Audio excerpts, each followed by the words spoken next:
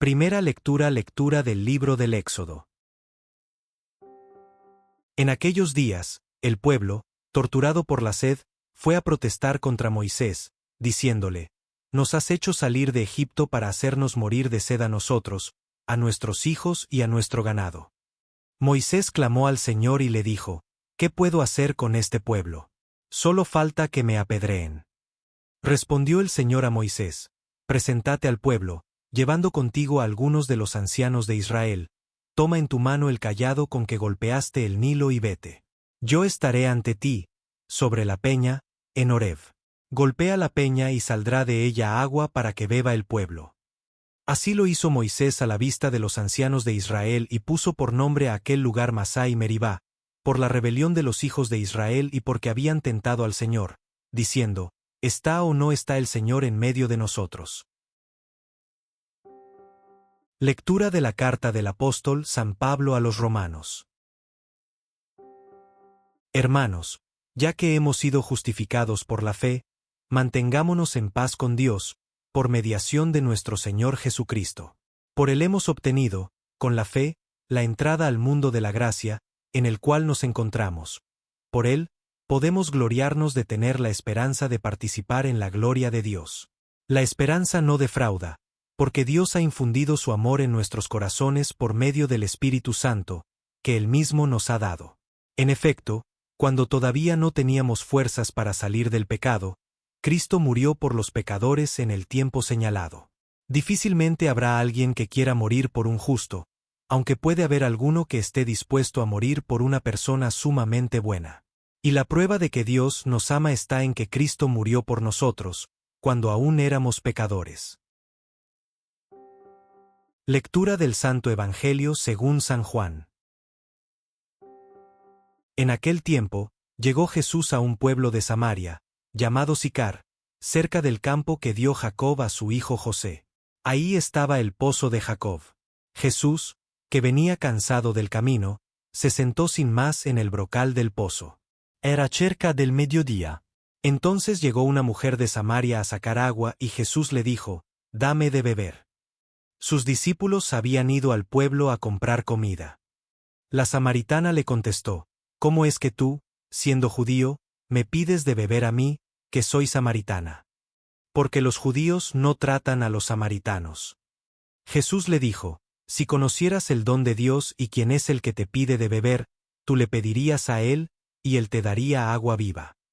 La mujer le respondió: «Señor, ni siquiera tienes con qué sacar agua y el pozo es profundo. ¿Cómo vas a darme agua viva? ¿Acaso eres tú más que nuestro padre Jacob, que nos dio este pozo, del que bebieron él, sus hijos y sus ganados?» Jesús le contestó: «El que bebe de esta agua vuelve a tener sed. Pero el que beba del agua que yo le daré, nunca más tendrá sed. El agua que yo le daré se convertirá dentro de él en un manantial capaz de dar la vida eterna».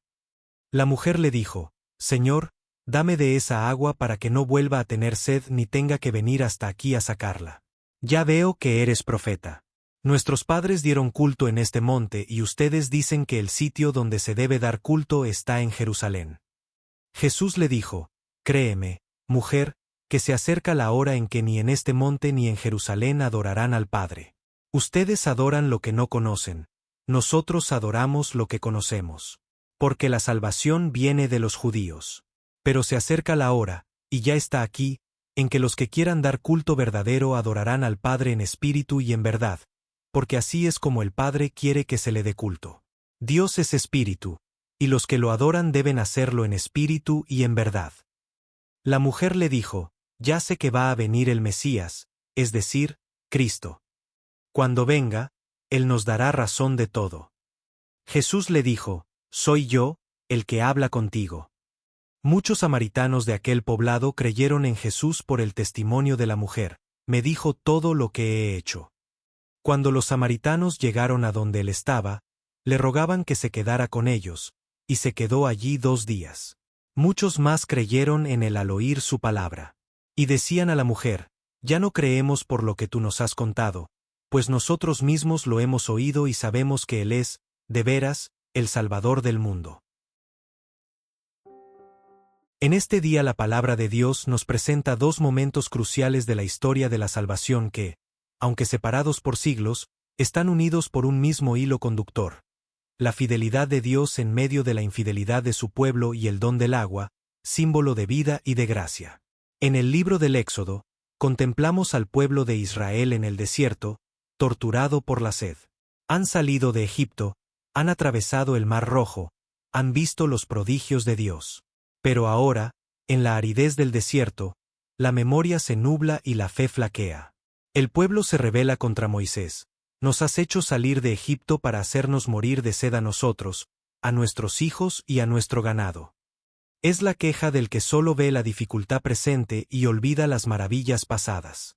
Es la tentación de dudar de la presencia y la providencia de Dios. Moisés, el líder, se siente desbordado. Clama al Señor: ¿qué puedo hacer con este pueblo? Solo falta que me apedreen. Es la desesperación del pastor que ve a su rebaño al borde del motín. Pero Dios no abandona a su siervo. Le da instrucciones precisas. Preséntate al pueblo, llevando contigo a algunos de los ancianos de Israel. Toma en tu mano el cayado con que golpeaste el Nilo y vete. Yo estaré ante ti, sobre la peña, en Horeb. Golpea la peña y saldrá de ella agua para que beba el pueblo. La respuesta de Dios es asombrosa. El que podría simplemente hacer brotar agua de la nada, elige hacerlo a través de un signo.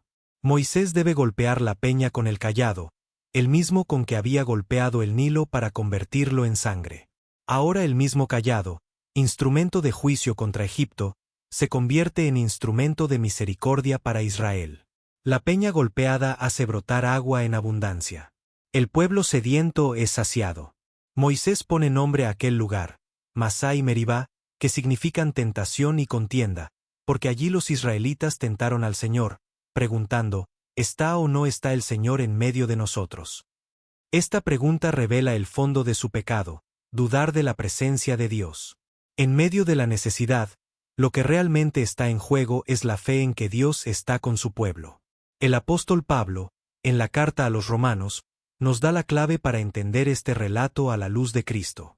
Habla de la justificación por la fe, de la paz con Dios por medio de Jesucristo, de la esperanza de la gloria. Y afirma algo asombroso: la esperanza no defrauda, porque Dios ha infundido su amor en nuestros corazones por medio del Espíritu Santo, que Él mismo nos ha dado. La esperanza cristiana no es una ilusión. Está fundada en el amor de Dios, un amor que se ha derramado en nuestros corazones. Y Pablo explica la magnitud de ese amor: cuando todavía no teníamos fuerzas para salir del pecado, Cristo murió por los pecadores en el tiempo señalado. Dios no esperó a que fuéramos buenos para amarnos. Nos amó cuando éramos pecadores, cuando estábamos en la situación del pueblo en el desierto, rebeldes, quejosos, incrédulos. Y Pablo hace una comparación: difícilmente habrá alguien que quiera morir por un justo, aunque puede haber alguno que esté dispuesto a morir por una persona sumamente buena. La muerte por un justo es concebible. Pero Cristo murió por nosotros cuando aún éramos pecadores. Esta es la prueba suprema del amor de Dios.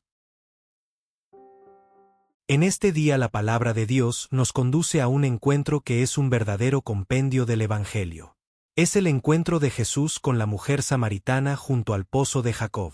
Una escena aparentemente casual, pero profundamente cargada de significado teológico y espiritual. Jesús, cansado del camino, se sienta junto al pozo. Es mediodía, la hora de más calor, la hora en que las mujeres no suelen ir a buscar agua. Pero una mujer samaritana llega precisamente a esa hora. Jesús, que tiene sed, le pide de beber. Este simple gesto rompe todas las barreras: la barrera entre judíos y samaritanos, que no se trataban; la barrera entre hombres y mujeres, que en público no solían conversar; la barrera entre un maestro y una pecadora, que pronto se revelará como tal. La samaritana se sorprende: ¿cómo es que tú, siendo judío, me pides de beber a mí, que soy samaritana? Jesús no responde directamente, sino que eleva la conversación a otro nivel. Si conocieras el don de Dios y quién es el que te pide de beber, tú le pedirías a él, y él te daría agua viva. Jesús habla de un don, de un agua diferente. La mujer, anclada aún en lo material, piensa en agua física. Señor, ni siquiera tienes con qué sacar agua y el pozo es profundo. No entiende.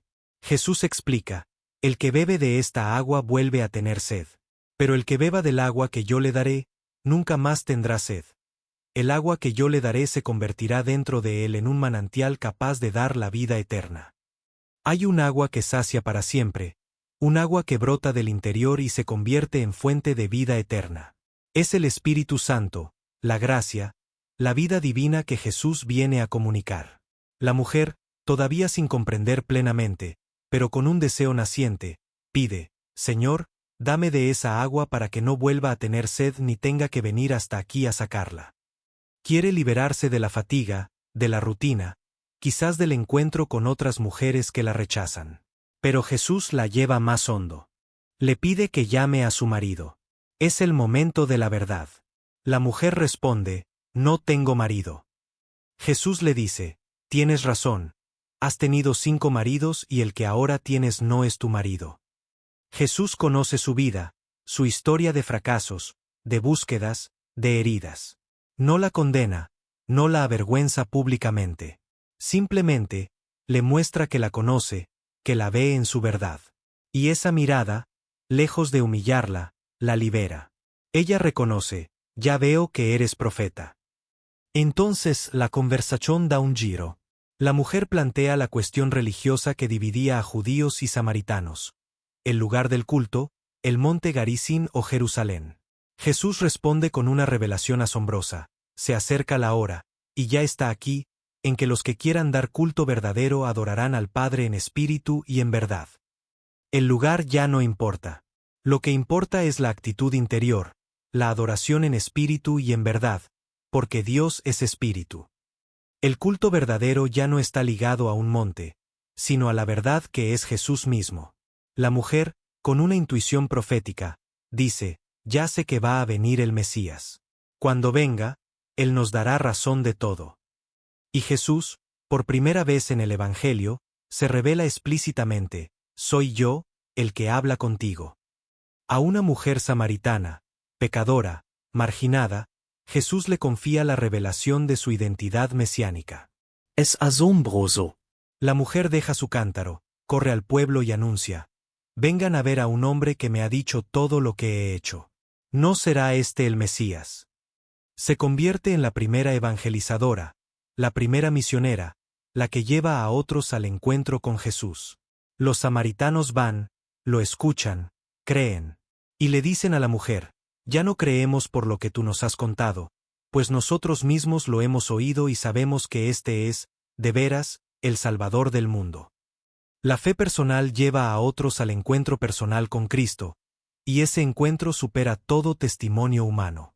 Hermanos, en este relato nos encontramos a nosotros mismos. Somos esa mujer samaritana. Llegamos al pozo con nuestra sed, nuestra historia, nuestras heridas, nuestros fracasos. Buscamos agua que sacie, pero a menudo nos contentamos con aguas que vuelven a dejar sed. Jesús nos espera, cansado pero atento, dispuesto al encuentro. Él conoce nuestra vida, sabe lo que hemos hecho, lo que hemos sufrido, lo que hemos buscado. Pero no nos condena. Nos ofrece agua viva, su espíritu, su gracia, su amor. Y cuando aceptamos su agua, algo cambia. Dejamos el cántaro de nuestras preocupaciones cotidianas y corremos a anunciar a otros que hemos encontrado al Salvador. La samaritana nos enseña que no necesitamos ser teólogos ni perfectos para evangelizar. Basta con haber encontrado a Jesús y con desear que otros también lo encuentren. Que el Señor nos conceda ese encuentro personal con Él junto al pozo de nuestra vida.